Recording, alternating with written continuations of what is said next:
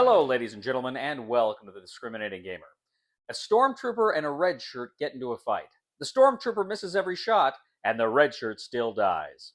Ladies and gentlemen, today we're going to go ahead and take a look at my top 10 IP science fiction games.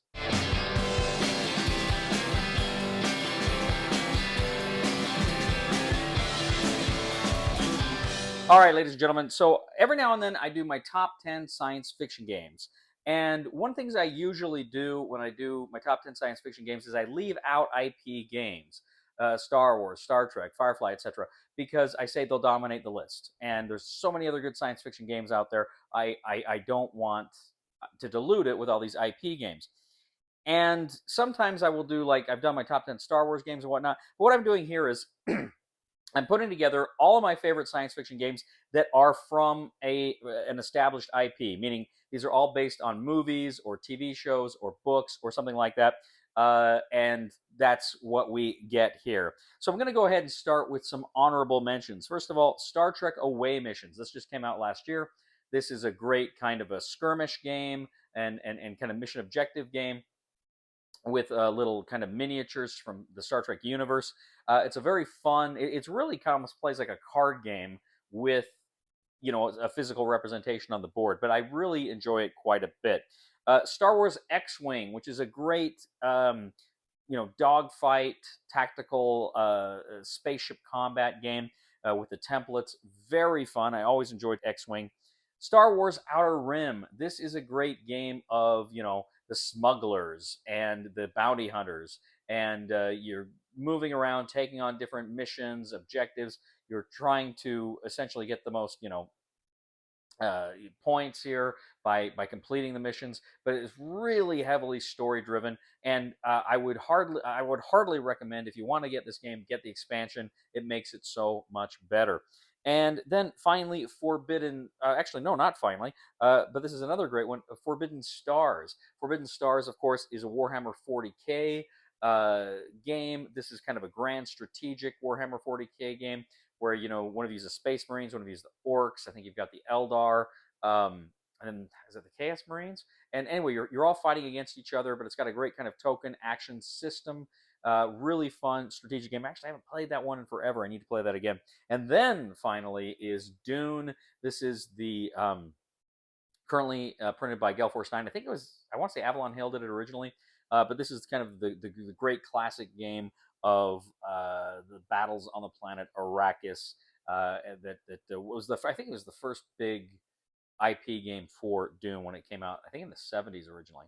Okay, so those are my honorable mentions. So now let's go ahead and jump into the list. Coming in at number 10, I got to be honest, I thought this would probably be a lot higher on the list because I really like this game quite a bit, but for whatever reason, it just didn't quite make it higher, but I still love it. This is Star Trek Ascendancy. Star Trek Ascendancy is kind of a big, grand, operatic space game where, again, you're in the base game, it's either the Federation, the Klingons, or the Romulans, but there's a lot of different factions out there. You can get the Dominion, the Breen, the Vulcans, the Andorians, the Ferengi, the Cardassians. So there's a lot of different factions that you can plug and play into this game. But it's a great game of exploration. You're actually creating these space lanes, and kind of watching the board evolve is half of the fun of this game. Wonderful science fiction epic with some really fun and interesting ways to upgrade your ships and upgrade your civilization as you're trying to reach your ascendancy and win. A great Star Trek game, and great just kind of civilization building game, in my opinion. That is Star Trek Ascendancy. That is number 10. That is from Gale Force 9.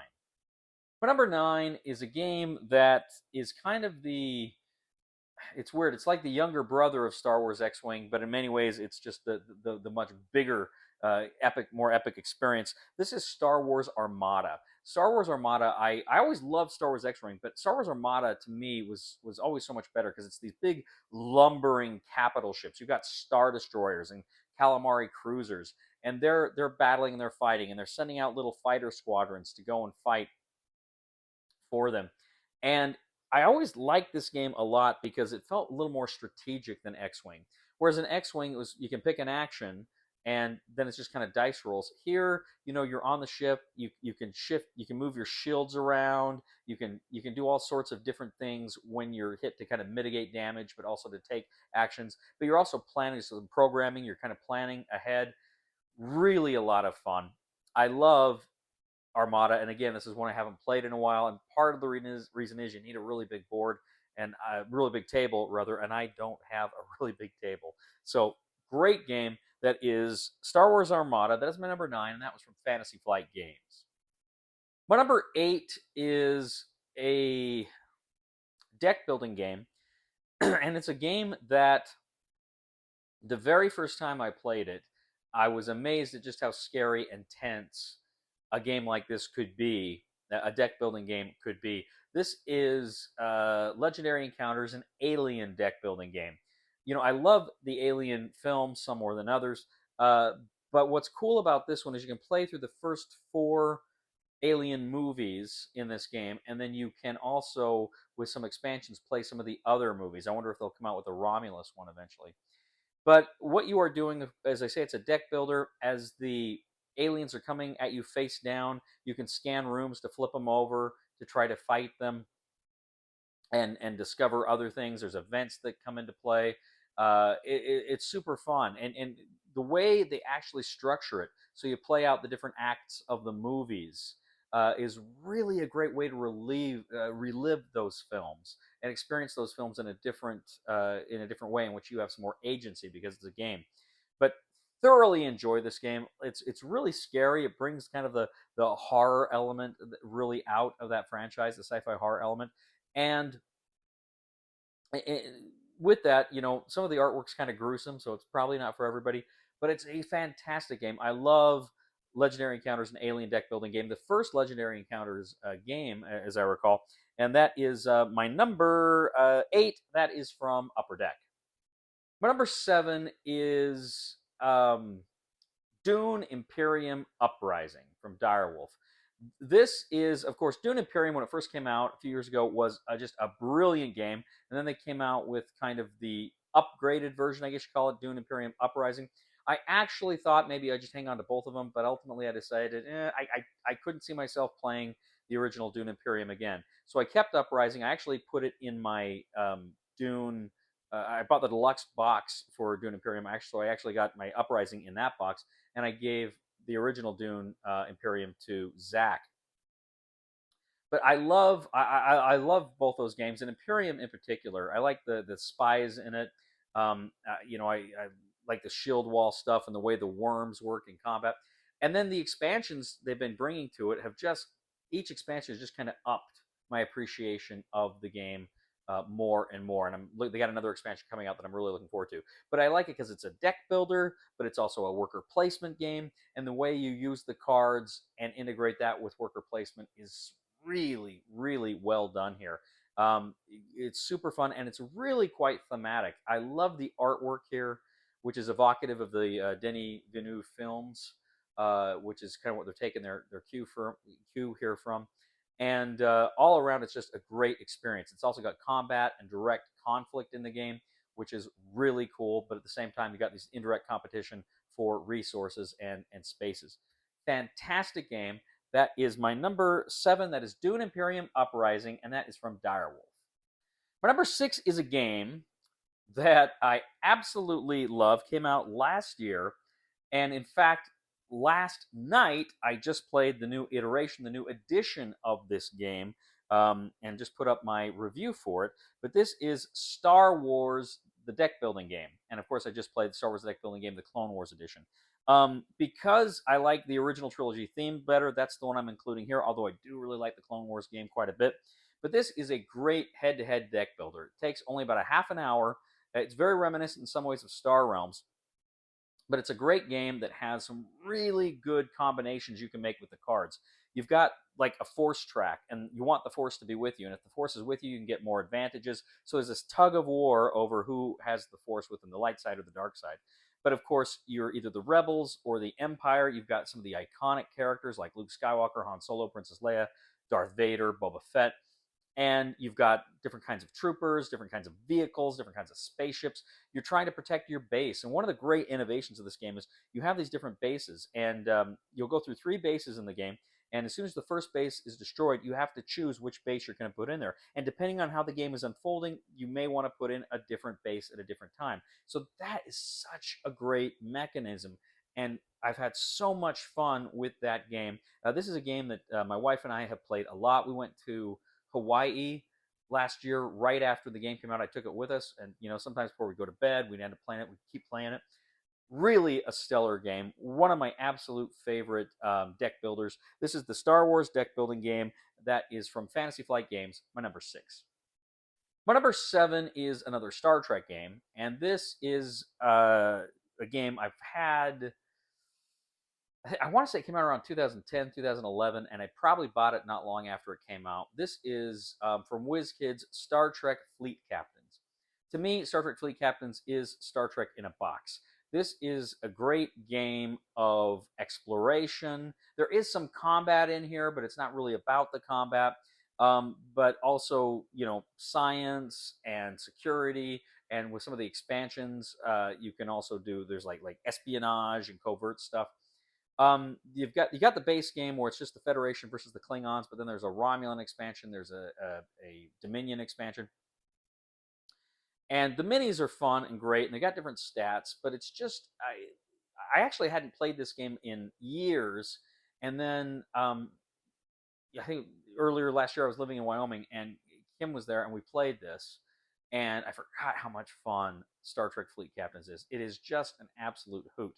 I love, love, love Star Trek Fleet Captains. It's one I need to get to the table more because it is so good, and again, it's so evocative of the theme, and I love the way it plays out there. So that is Star Trek Fleet Captains. That is my number 5, and that is from WizKids. Now, my number 4 is a game that originally came out in 2014, I believe, 2013 or 2014. And I got it not long after it came out. And I don't know if I had all the expansions, but I had nearly all the expansions to it. And I played this game a lot, and I fell in love with it. And I actually hadn't played it in a while. And then the company did a Kickstarter for an anniversary edition last year, and I went all in. And this is Firefly, the board game from Gale Force 9.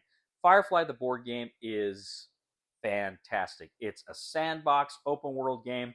You can, of course, take these legitimate jobs.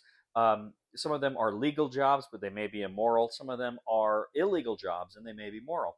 And you've got to make sure your crew's happy. You got to keep them paid, but you got to make sure, if they're a moral crew, if you take immoral jobs, they'll be unhappy.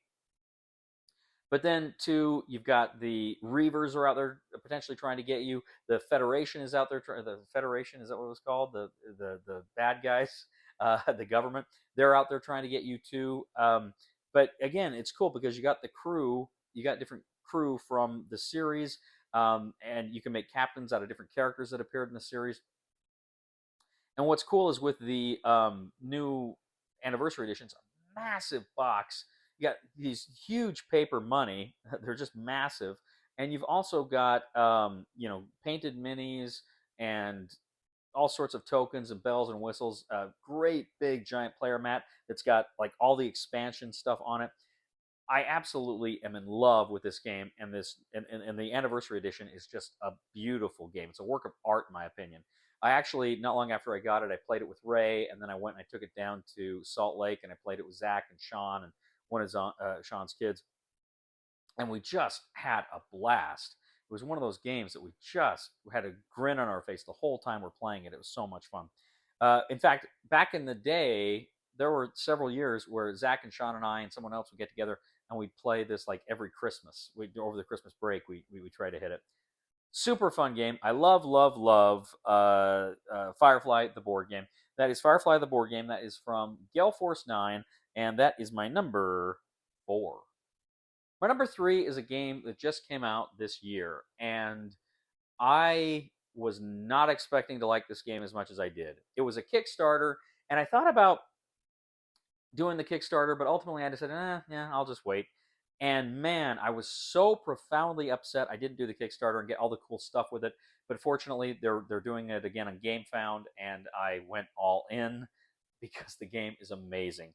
This is Dune: War for Arrakis from Come On.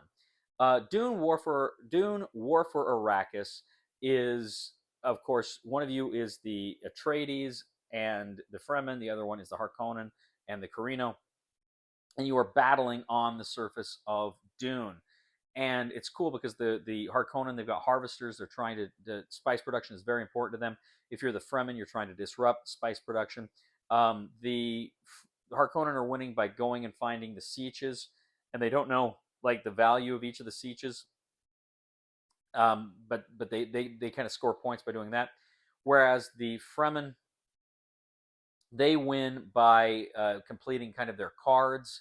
There's different cards they can play, and they can win the game by essentially um, going on missions and doing these certain things the cards call for. But it's a great story. You know, you got Paul Atreides. Eventually, he becomes Muad'Dib. You have the different characters that have these special abilities. Dice combat in this game, but also too, it's kind of based on the War of the Ring game engine, where you roll action dice, and depending on what the action dice is, you distribute that amongst your action spaces, and that tells you what you can do that turn. So it can be very limiting, but it can also be just a heck of a lot of fun and provides for some very great choices. Now, on top of this great gameplay, it looks beautiful. Even the retail version looks beautiful. The minis are great, the board is great, the artwork is great, dice are great. Everything is just beautiful here. And then they're even better with the Kickstarter thing, which is why I went in and invested in that. I love, love, love, love Dune War for Arrakis. It is a fantastic two-player experience, comparable to some other great games, one of which I will mention here, but as I mentioned, also War of the Ring. So that is Dune War for Arrakis. That is my number 3, and that is from Come On. Dune War for Arrakis nearly pushed my number 2 out of its spot, but I don't know. Maybe I like the IP a hair better. Um, but I don't know what it is. And this my number 2 is Star Wars Rebellion. Now, Star Wars Rebellion to me is Star Wars in a box. This is the original trilogy in a box. And like I say, I grew up with those Star Wars films, so they're just a big part of me. I didn't read Dune to like high school, and in fact, I don't even think I completed it. I think I completed it a couple of years after high school, um, and so I was a little late to the party with Dune. But Star Wars I grew up with, and I absolutely love Star Wars, so it's really a part of me. But I love the asymmetrical play in this, which is one of the reasons why I like Dune, War for Arrakis. But I love, the Empire has this massive military machine, and the rebels are just kind of playing this game of hiding out, but at the same time, they are doing these raids all around the galaxy, trying to get their reputation up and trying to ignite a general rebellion there. It is fun. It's all about these missions that you send the characters on. It's easily my favorite Star Wars game, and it is I every time I play this game again, it's when I got a big smile on my face. I love the characters, like I say, I love the missions that they go on and the things you can do. Um, the space battles were not my favorite in the core game. I did not like the space battles. And then they came out with the expansion. The expansion kind of fixed combat. It made it better. It's still not my favorite kind of combat I've ever played, but it's much better than it was in the original edition. And anyway, consequently, I feel like every time I play this game, I'm jumping into the Star Wars universe in a way I can't in any other game or what have you. I think it's fun too because you can kind of see these kind of alternate history branches here, where, like, for instance, I played games where Leia gets turned to the dark side. Princess Leia becomes a Sith, which is really fun. Or Lando Calrissian becomes a Jedi. Or the Death Star, blows up different planets. And anyway, great fun. And if you want to like have that experience again of living through the Star Wars universe through game form, this is the best one to do. So that is Star Wars Rebellion. That is my number 2, and that is from Fantasy Flight Games. All right, my number 1 IP science fiction game of all time. If you know the channel, you probably know where this is going. In fact, this game is probably some of my all-time favorite gaming experiences. Multiple times, I can say, some of my absolute favorite gaming experiences come from playing this game. This is Battlestar Galactica, the board game from Fantasy Flight Games. Battlestar Galactica, the board game, is a hidden trader game. This was the first hidden trader game I'd ever played. In fact, I've told this story before, but my friend Jason and I, we were watching the series, and we really liked the series. And up to this time, really the only board games I played typically were light war games, sometimes a little heavier war games, but war games, usually military history games. And he bought this game for me for like my birthday or something. And I remember thinking to myself, oh, okay, we'll play it once, say we played it, I'm sure it'll be okay. And we played it, and we just could not believe how much fun it is. I had no idea that I could have the kinds of experiences with a board game that I had with that first time I played Battlestar Galactica. It absolutely blew me away. It was so much fun. And again, every time I played this game, we're all laughing. We've got big smiles on our faces. And I happen to be a fantastic liar. So it really plays to my strengths here. Now, of course, they came out with Unfathomable, which I actually just played about a week or so ago again. And Unfathomable, in a lot of ways, is a better game in that it's more streamlined. But again, I love the Battlestar Galactica IP. In fact, my wife Kim and I, she'd never seen the show before. We're about halfway through the series. We're watching that. I'm watching that with her again, and she's really enjoying it. She's not a huge fan of science fiction, but she really likes that show. So anyway, it's a super fun game. As I say, some of the greatest experiences I've ever had playing a board game I have had with Battlestar Galactica. And I'm so sad it's out of print now. I feel so bad. The good news is Unfathomable is out there, which is essentially the same game, just lacking the IP. And in fact, in a lot of ways, as I say, it's even more streamlined than Battlestar Galactica was. So that is my number one game, my number one science fiction IP game of all time, Battlestar Galactica, and that is from Fantasy Flight Games. Well, ladies and gentlemen, thank you once again for joining us on The Discriminating Gamer. Please give a thumb to this video on Board Game Geek and here on YouTube. Please subscribe to us on YouTube. Follow us on Facebook, Twitter, all that good stuff. Leave comments. We would love to hear from you, what you have to say. Do you like some of these games? Do you not like some of these games? What games would you put on your top 10 sci-fi IP list? I would be very interested to know that. I would also ask you to check out my other channel, that is Cody Carlson, PhD, where we talk about history, military history, and cool things like that. It would mean the world to me if you would subscribe to that channel as well. And if you are a fan of this channel, I would humbly ask you to click on the Super Thanks button and leave a tip. You know, I really like the original tagline they were going to use for Dune Part 2. Dune it again. Please somebody help me on my feet again, and I don't know where I'm going, and I don't know where I've been. Please somebody help me on the solid ground. It's a long time, and I'll be dying. Once a year I wind up in the band. God knows that I love to fight, but I don't ever win. It's a fine line to damnation, but God let me in.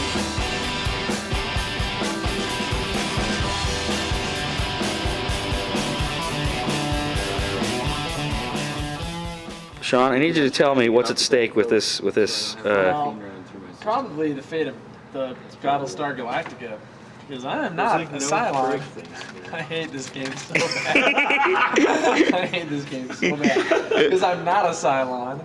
But it's like I can't even say it without a straight face. All right, it just makes me look stupid and guilty. I'm not a Cylon. So what is this skill check for, Sean? This is to get me out of the break. Okay. So you guys are all dicks. Did you put that in, Cody? What? Did you put this red one in? I did not. -1. There's a 0 card. Double Each engineer strength. is double strength, so we got 8 now. Well, there's a Yellow. that's 0. Interesting. Only Cylons would have put that in. 4, I didn't contribute any cards. How did that work? 7. Oh, 8, 9, 10, I'm out! Okay. Yeah, I'm getting to the armory. Pew. Do I get an action?